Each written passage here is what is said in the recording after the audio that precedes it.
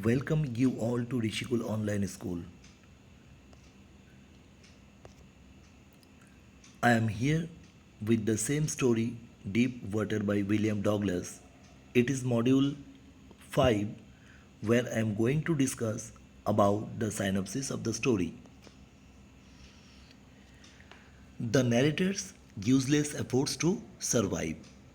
The narrator swallowed more water and almost choked. His legs hung dead, almost paralyzed. He felt a great force pulling him down. He again started on his long journey down. He tried putting in all his strength, but he felt as if he was in a nightmare. His lungs choked and he felt dizzy.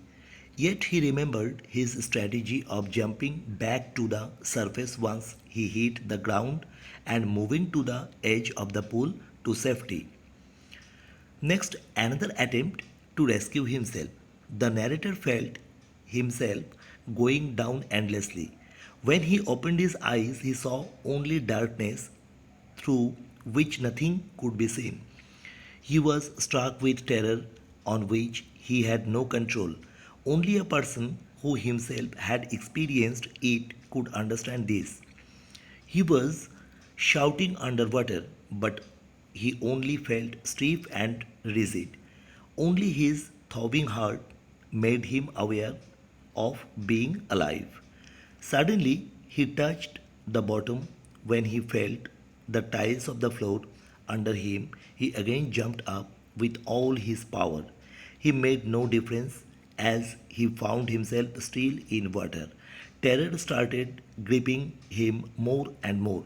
He trembled, his arms and legs would not move. He tried calling out his mother, but nothing happened. The narrator got rescued. After some time, he felt that he was coming out of the water. His nose was almost out of water, but unfortunately, he was going down the third time.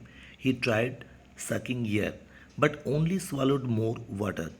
All his efforts ceased, and he felt a blackness sweeping over his brain, which wiped away his fear and terror. Everything was quiet and peaceful. He felt as if he was wrapped in his mother's arms. Then he fell into unconsciousness. After some years, the fear returned.